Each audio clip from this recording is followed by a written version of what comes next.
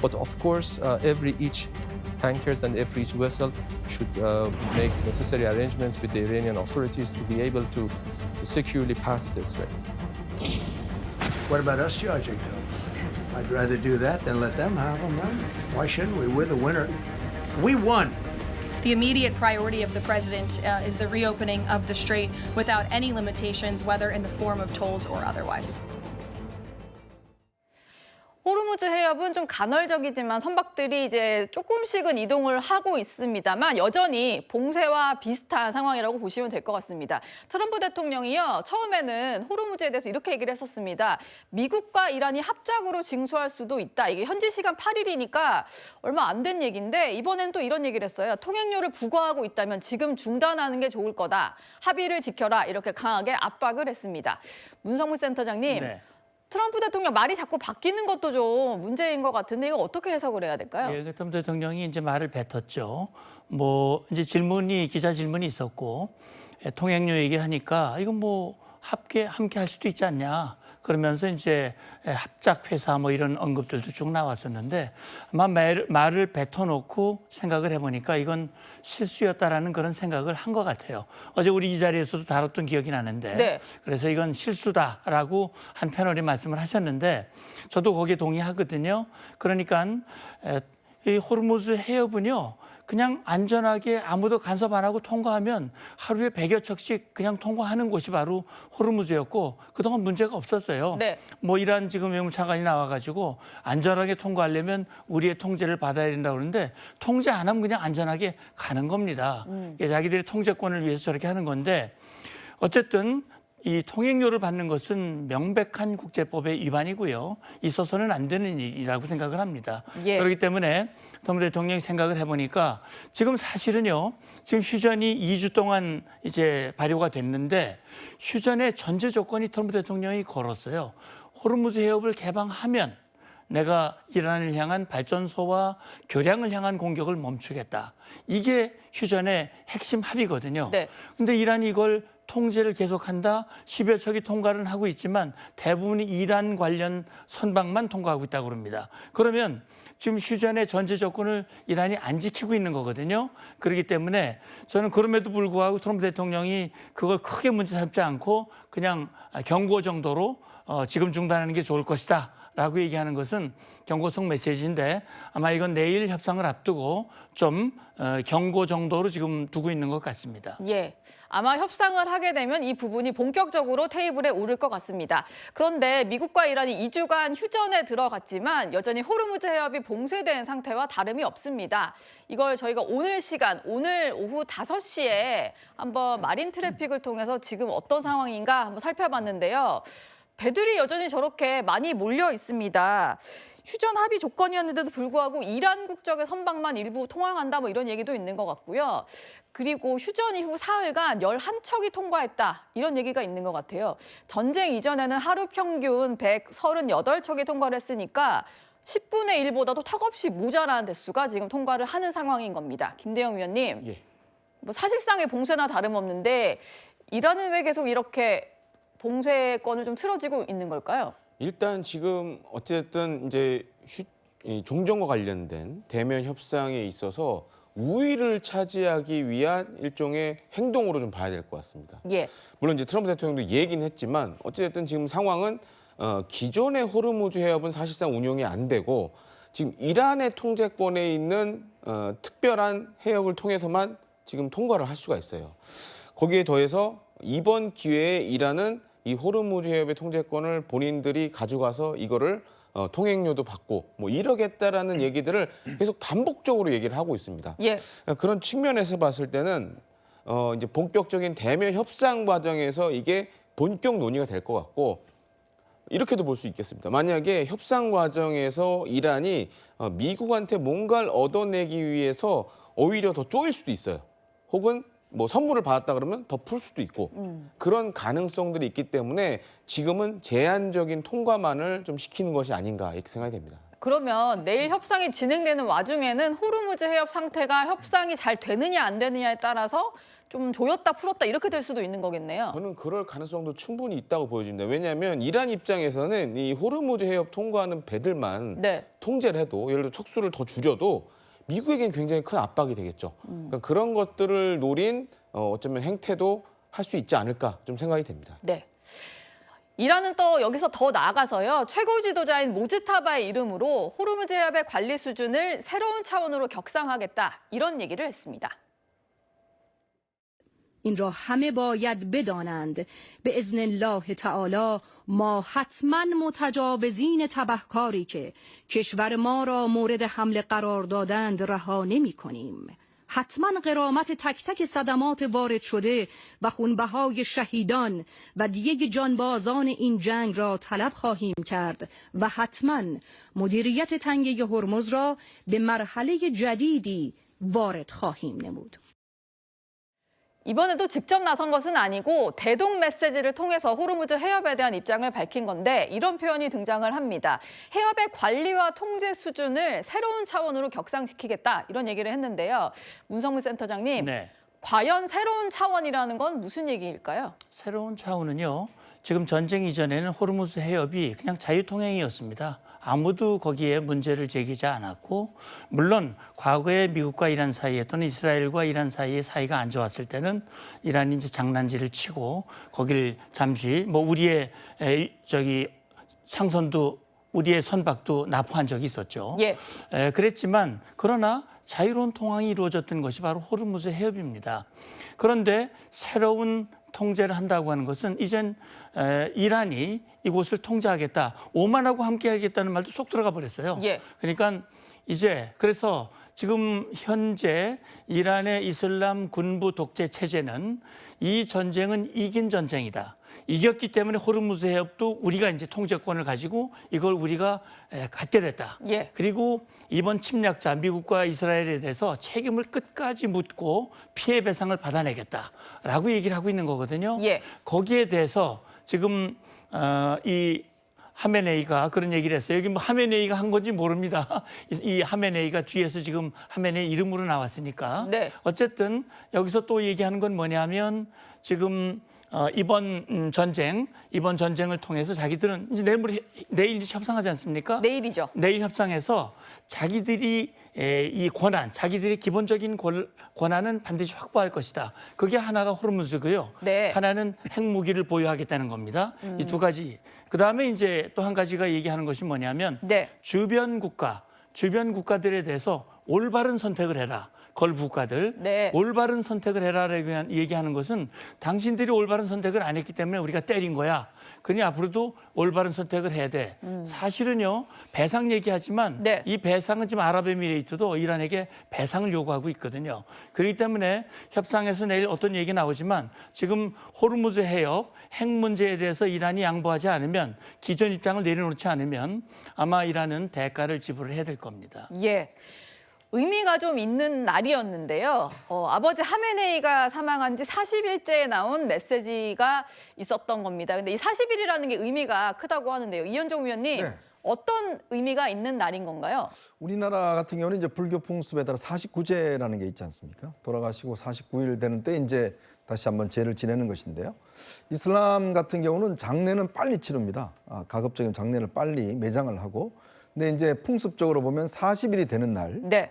다시 이제 모여서 추모하는 그런 풍습이 있다고 그래요. 그래서 이제 하메네이가 이번에 이 메시지를 낸 것도 딱 그 자신의 아버지와 자신의 가족들이 폭사한 그 40일째 되는 날, 그러니까 메시지를 낸 거거든요.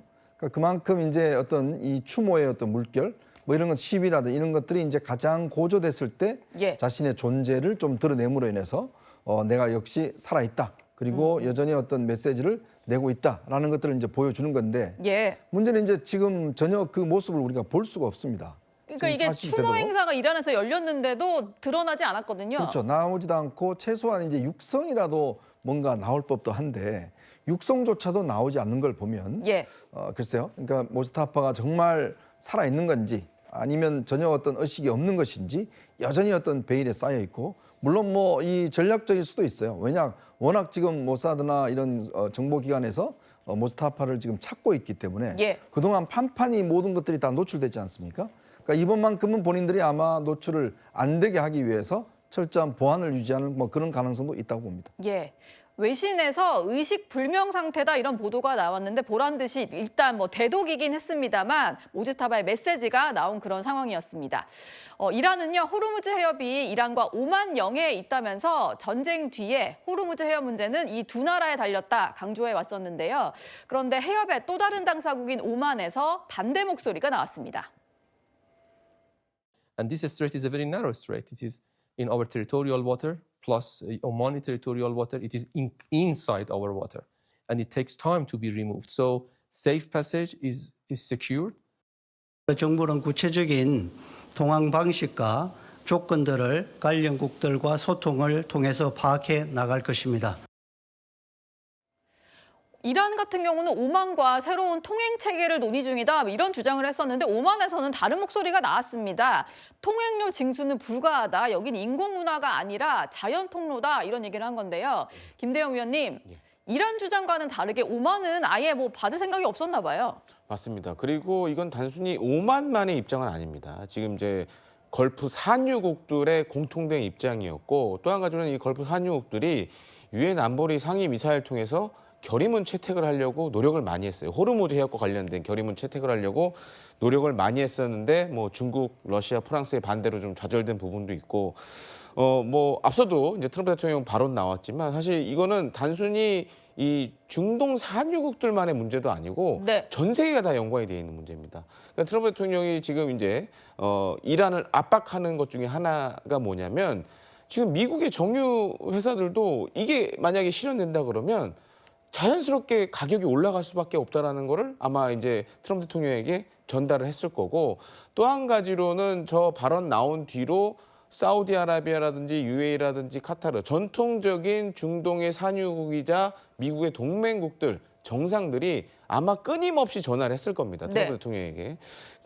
그렇기 때문에 이제 이 중동 산유국들 입장에서는 지금 이란이 하려고 하는 통행료 기수는 안 된다. 그리고 또 한 가지는 호르무즈 해협은 수에즈 운하나 파나마 운하처럼 인공적으로 만들어진 게 아니에요. 예. 그렇기 때문에 여기에 통행료를 받는다는 건 국제법상으로도 여러 가지 논란이 있고 그럼 예를 들어서 말라카 해협도 누군가가 나서서 통행료 받아야 된다는 얘기 나올 수 있을 수 있잖아요. 그런 게 공익임선달 같은 거잖아요. 그렇죠. 그렇기 때문에 이거는 사실 이제 국제적인 관례상으로 봤을 때는 어불성설이다라고 지금 모든 국가들이 보고 있는 상황입니다. 예. 어쨌든 지금 이란이 통제권을 좀 쥐고 있는 상황이다 보니까 각국은 호르무즈 해협에서 자국의 선박들을 빼오기 위한 협상들을 진행하는 상황인데요. 이런 와중에 우리나라도 이란에 특사를 보낸다는 소식이 전해졌습니다. 박지원 최고위원님, 네. 언제쯤 가서 활동을 하게 되는 건가요? 제가 듣기로는 이제 회의를 해서 조만간 이제 그 정보를 공유를 하고 이란 측에 이제 협조를 구하는 것으로 들었고, 예. 뭐 트럼프 대통령이 그 전에도 이야기했지만 이제 사실 호르무즈 해협 관련해서 뭐 선박이나 원유 문제에 대해서는 동맹국들에게 나몰라라 하는 모습을 보이지 않았습니까? 그건 네. 우리 문제가 아니다. 당신들이 알아서 석유 가져가면 된다. 안전하다. 이렇게 이야기를 하고 무책임한 모습을 보였고 실질적으로는 현재 이란이 통항에 대한 제재 통제권을 가지고 있기 때문에 이란이 본인들의 허락 없이는 통항할 수 없다라고 이야기한 상태에서 당연히 우리 선박과 선원들의 안전을 위해서는 이란 측의 협조를 구해야 하는 상황인 것이죠. 예. 여기 뭐 기뢰가 설치돼 있을지도 모르고 지나가는데 뭐 폭격이나 뭐 미사일 타격이 있을 수도 있기 때문에 현재 선박과 선원들이 굉장히 극도의 공포감에 시달린 채로 몇 주째 시달리면서 치료도 제대로 받지 못하고 괜히 굉장히 고생하는 상황이라고 들었습니다. 예. 그래서 빨리 정부와 우리 이란 정부 사이에 긴밀한 협조가 이루어져서 우리 선원과 선박의 안전한 통항이 보장되기를 바라는 마음입니다. 예. 외교부 장관의 특사가 이란으로 파견이 된다고 하니까 호르무즈 해협 문제도 좀 풀릴지 기대해 보도록 하겠습니다.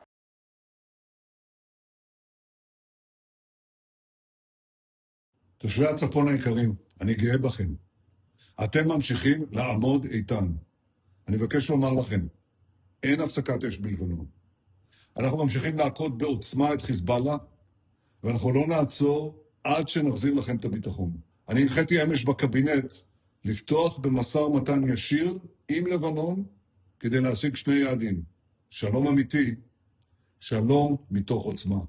رئیس جمهور تاکید کرده است دستهای ما بر ماشه باقی است و ایران هرگز خواهران و برادران لبنانی خود را تنها نخواهد گذاشت.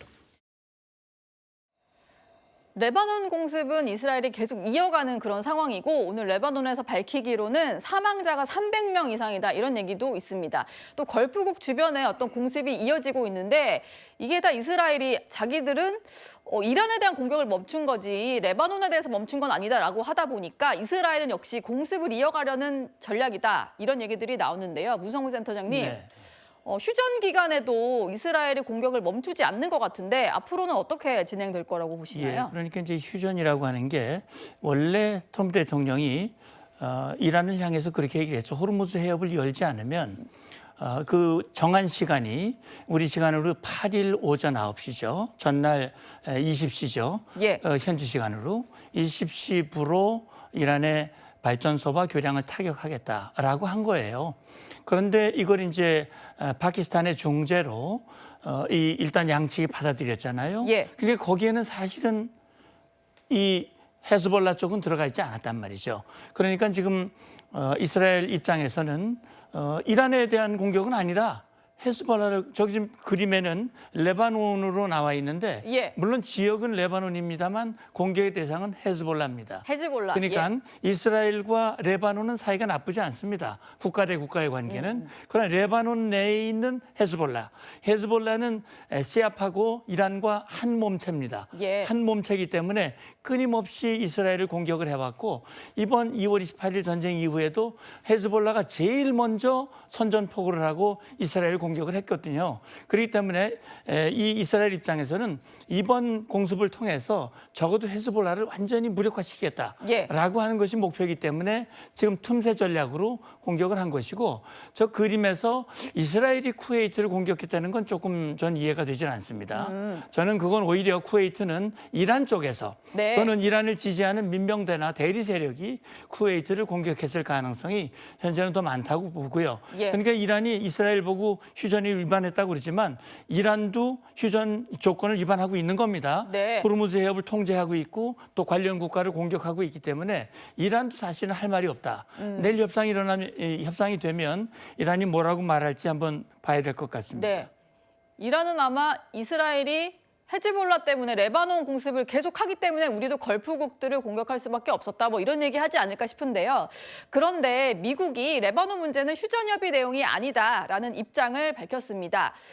트럼프 대통령은 처음에는 레바논에 대한 공습 중단도 휴전 협정에 포함이 된다는 입장이었는데요. 그런데 네타냐후 총리와 통화한 이후에 입장이 돌변했다는 보도가 나왔습니다.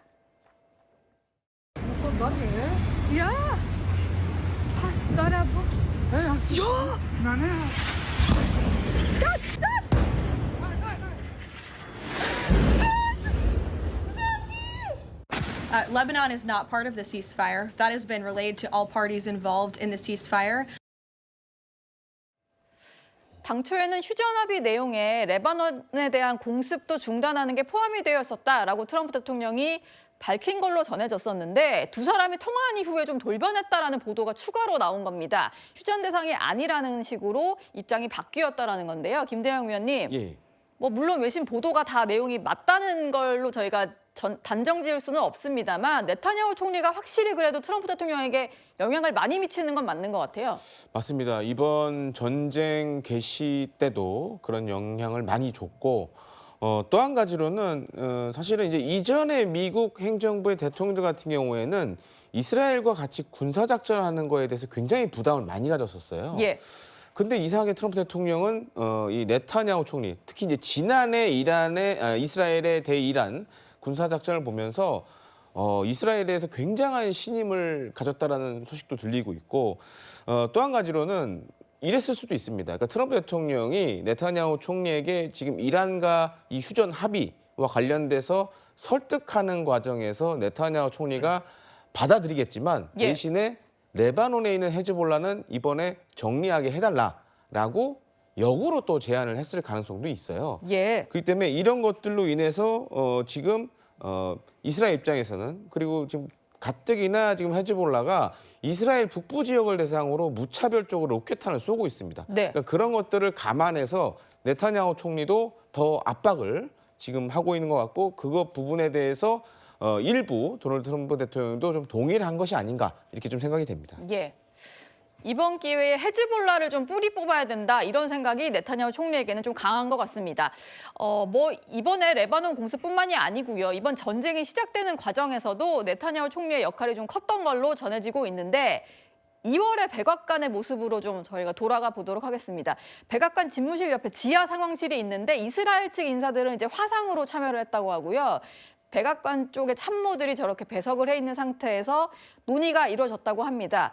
그런데 뭐 루비오 총리 같은 경우는 헛소리다. 뭐 이란 처리 지금 해야 된다는 말은 헤그세스 장관 한 명만 했고 대부분이 반대했다라고 하는데 네타냐후 총리의 얘기를 듣고 나서는 트럼프 대통령이 좋은 생각이다. 이런 결론을 내렸다고 하거든요. 문성무 센터장님. 네.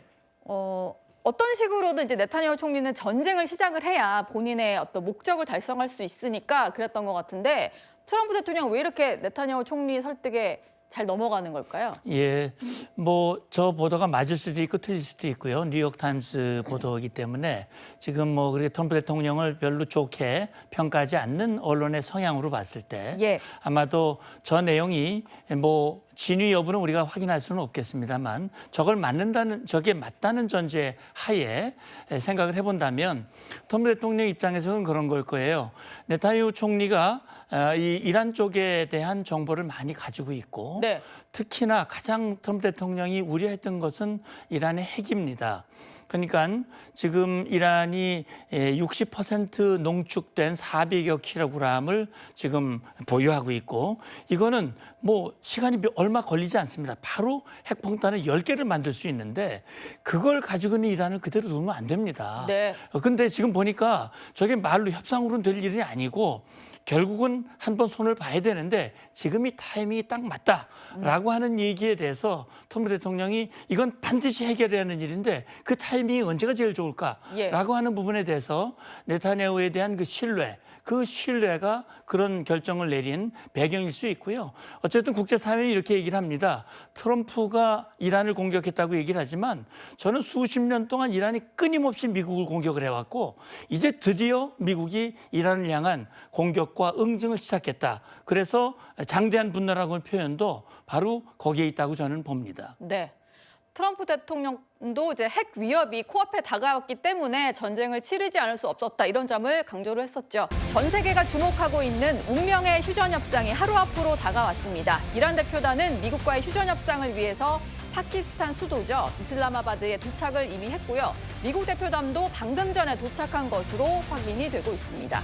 항공기 추적 웹사이트에서 미국 대표단의 이동 동선을 조금 추적을 해본 것 같아요. 보니까 미국에서 바로 날아가는 것이 아니라 주동 미군 공군기지에서 출발을 해서 이렇게 파키스탄 쪽으로 향하는 모습이 포착이 됐고 시간상을 따져봤을 때 오후 4시쯤에 파키스탄에 도착한 것으로 보입니다. 김대영 위원님. 예.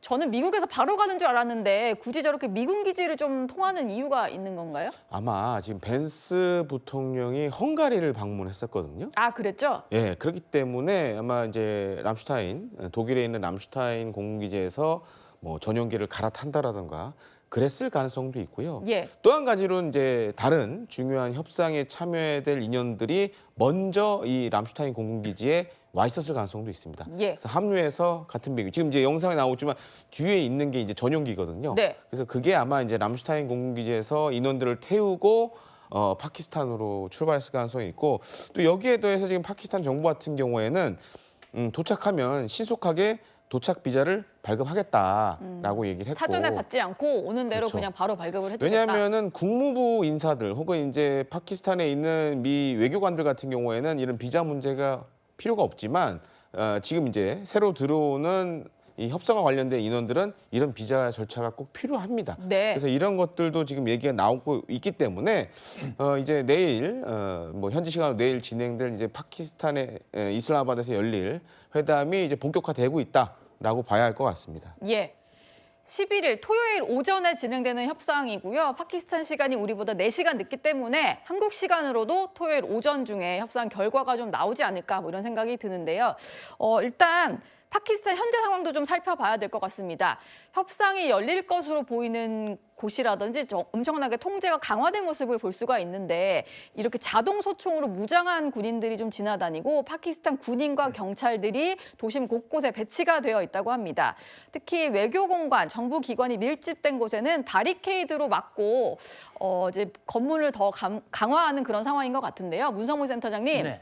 파키스탄 어느 지역에서 좀 회담을 할 거다 이런 전망이 나오나요? 예, 뭐 지금 후보지로 한 대략 3군데가 얘기되고 있지 않습니까? 예. 총리 공관이냐 아니면 외교가가 밀집된 곳이냐 아니면 그 세레네 호텔이라고 있더라고요. 예. 이 세레네 호텔도 굉장히 보안이 좋고 그렇기 때문에 세레나 호텔이군요. 저기나 보니까 세레나 예. 호텔이 될 가능성도 있다고 하는데 각각의 장단점이 있는 것 같은데 지금 상황에서 가장 중요한 것은 첫째는 보안입니다. 둘째도 보안이고 예. 그다음에는 이제 경비죠. 안전이죠. 그렇기 때문에 어느 세 개의 장소 중에 어느 장소가 가장 안전이 보장될 수 있겠느냐 하는 것이고 또 한 가지는 편의가 필요하거든요. 편의시설이. 그런데 제가 볼 때 외교단지나 총리관저 같은 경우는 편의시설은 제대로 안 돼 있을 거예요. 네. 이게 이제 협상이 개시되면요. 협상이 당일로 되면 좋겠지만 당일로 안 끝날 수도 있거든요. 그쵸. 이틀, 3일 갈 수도 있단 말이죠. 그렇게 되면 인원들이 안전하게 묵고 여러 가지 편의가 제공이 돼야 되는데 그런 점에서 보면 또 호텔이 또 주리한 그 이점들도 또 있어요. 그러니까 아마 그런 모든 것들 안전, 신변, 경호 그리고 보안 그다음에 편의 이런 전반적인 것들을 고려를 해서 정하는데 이 장소가 안 밝혀질 수도 있고요.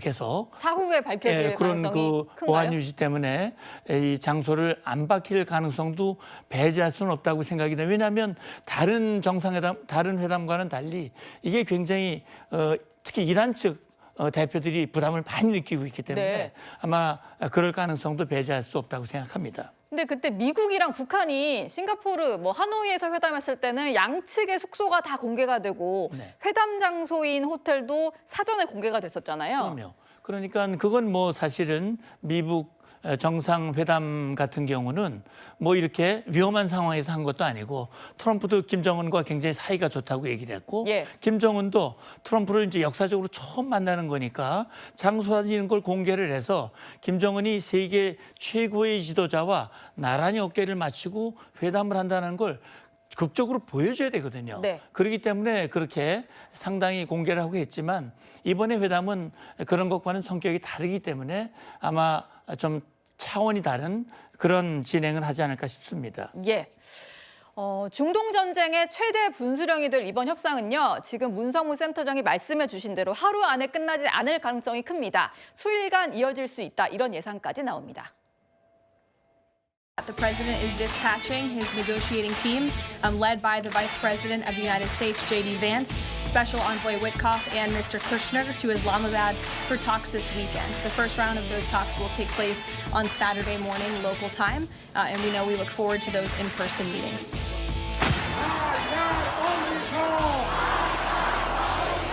قبول ندارم آتش بس و باید حتما اسرائیل از صحنه روزگار حذف بشه. من به نظر میاد ما احکام خیلی وضعیت هست هم در رابطه با مشاوره اما هم در رابطه با خودی اعدام این رو واقعا تصویر میکنیم. 네, 특히 이번 협상은요, 1979년 이슬람 혁명 이후에 처음 대면으로 진행이 되는 거라서 더 관심이 모아지고 있습니다. 미국 측 대표단 그리고 이란 측 대표단 이런 인물들이 협상 테이블에 앉게 될 텐데요. 15가지 중재안을 줬고 10가지 안이 역으로 제안됐다 이런 얘기들이 많지만 추려보면 이 3가지 정도가 핵심 쟁점이 되지 않을까 싶습니다. 우라늄 농축 부분, 핵무기를 개발하기 직전 단계이기 때문에 우라늄 농축 부분을 어떻게 해결할 것이냐, 호르무즈 해협은 어떻게 정리를 할 거냐, 또 레바논 공습 문제는 어떻게 마무리를 지을 거냐 이런 얘기를 나누게 될 걸로 보이는데요. 이현정 위원님, 네. 이 3가지 정도 이제 어느 하나 쉬운 건 없습니다만 이 정도로 정리를 할 수 있겠죠? 사실 지금 미국 측도 또 이 이란 측도 사실 굉장히 이제 뭐 좀 벼랑 끝에 몰렸다는 생각이 들어요. 왜냐하면 미국 같은 경우는 지금 이 이란에 대한 전쟁이 전쟁이 아닙니다. 군사 작전이에요. 밀리터리 오퍼레이션이라고 그러거든요. 근데 정상적인 전쟁이면 의회의 승인을 받아야 됩니다.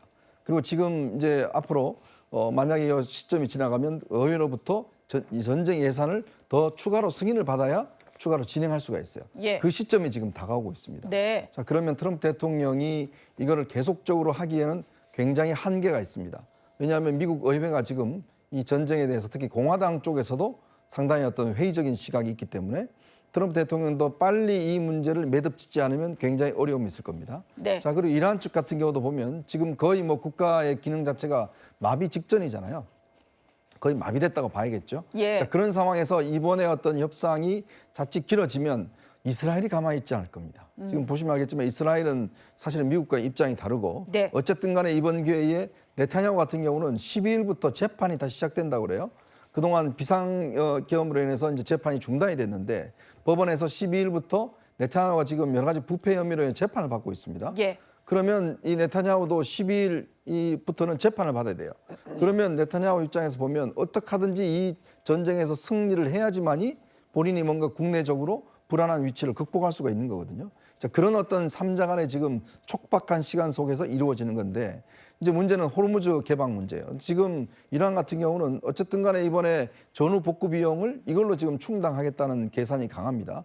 그리고 전쟁에서 우리가 이겼다라는 이미지를 보여주기 위해서는 한데 문제는 이제 트럼프 대통령이 왔다 갔다 했지만 네. 결정적인 문제는 뭐냐면 만약에 트럼프 대통령이 여기에 통행료를 인정하게 되면 예. 세계 각국이 이런 자연해협의 통행료를 받을 겁니다. 그러면 세계 무역은 이제 사실상 어떤 면에서 보면 세계화는 없어지게 되는 거예요. 사실상 어떤 면에서 보면 정말 이 심한 이야기로 해적이 되는 거거든요. 그런 거를 과연 미국이 한다? 그건 아마 국제사회가 용납을 못할 겁니다. 예. 미국 내에서도 용납을 못할 거예요. 네. 자, 그러면서 이 문제에 대한 아마 치열한 다툼이 있을 것이고 우라늄 같은 경우는 일단 미국은 지금 현재 있는 우라늄을 다 가져 나오겠다라는 것이고 아마 이란 같은 경우는 기존의 이 미국과 합의대로 농축 수준을 낮추겠다. 네. 뭐 이런 수준은 아마 할 텐데 지금 전쟁까지 벌인 상황에서는 아마 미국 측에서는 가져 나오겠다는 입장이 강할 겁니다. 제가 볼 때는 아마 이 협상 이번에는 합의되기 어려울 겁니다. 네. 아마 몇 차례 더 진행이 될 것 같아요. 우리가 6.25 전쟁도 지금 휴전협상 시작한 지 몇 년 뒤에 53년도에 체결됐잖아요. 마찬가지로 이번에도 첫 술에 배부를 수는 없을 것 같습니다. 네. 수일간이 될지 흩어졌다가 또 모이게 될지 뭐 여러 차례 걸쳐서 회담이 이어질 것 같다라는 말씀 주셨습니다. 그런데 회담에 참여하는 게 바로 벤스 부통령인데요. 전쟁 회의론자로 잘 알려져 있습니다. 벤스 부통령이 미국 대표단을 이끄는 게 어떤 결과를 낳을지 주목됩니다. Vice President Vance has played a very significant and a key role in this since the very beginning. Of course, he's the president's right-hand man. He is the vice president of the United States. He's been involved in all of these discussions. 트럼프 대통령은요, 일단 협상 전망이 상당히 밝다라고 얘기를 했는데 이란 지도자들은 언론에 얘기하는 것보다 회담 자리에서 훨씬 합리적이다, 뭐 이런 얘기를 했습니다. 김대영 위원님, 예. 뭐 낙관하는 근거는 있고 얘기를 하는 거일 것 같긴 한데요. 트럼프가 이렇게 좀 긍정적인 전망 내놓는 이유는 뭐가 있을까요? 일단은 이렇게 봐야 될 것 같습니다. 그러니까 휴전 합의 자체도 사실 쉽지 않을 거라고 많이 생각을 했었고 또 한 가지로는 사실 뭐 트럼프 대통령 잘 아시겠지만은 몇 번에 걸쳐서 연장도 하고 이랬잖아요. 예. 그러면서 어떻게 보면 이제 이란과 관련된 특히 이제 언론에 나오는 것보다는 그래도 본인이 판단했을 때는 그래도 협상이 가능한 상대로 좀 많이 얘기를 하고 있는데 단 한 가지 좀 문제가 있습니다. 그러니까 지금 좀 우려되는 것 중에 하나가 어쨌든 지금 2주간 휴전을 서로 합의를 했지만 이게 합의 묻는 형태로 된 것 같진 않아요. 예. 그러니까 일종의 서로 구두 합의 정도로 된 거다 보니까 사실 지금 논란의 부분이 너무 많고 그리고 이제 벤스 부통령을 내세웠다라는 건 아마 이제 이란 쪽에서 많이 얘기를 한 것 같아요. 네. 그러니까 기존의 이제 협상 대상자보다는 그래도 미국 내에서 특히 미 행정부에서 영향력이 있고 실제 권한을 좀 갖고 있는 사람을 좀 요청을 했던 것 같아요. 그리고 이제 벤스 부통령 아시다시피 이 전쟁과 관련돼서 이 군사작전과 관련돼서 초반부터 사실 부정적인 시각을 많이 갖고 있었거든요. 예. 그렇기 때문에 특히 앞서도 말씀해 주지만 정말 이 이란에서 신정 체제가 시작된 지 어찌 보면 처음으로 최고위급 미국의 당국자가 나오는 겁니다. 그래서 그런 측면에서 봤을 때는 물론 협상 과정에서 많은 애로점이 있겠지만 네. 그래도 뭔가 큰 타결이 일어날 가능성도 충분히 있어 보인다라고 좀 생각이 됩니다. 네. 내일 오전에 대면 협상에서 어떤 결과가 나올지 전 세계에 눈이 집중되고 있습니다.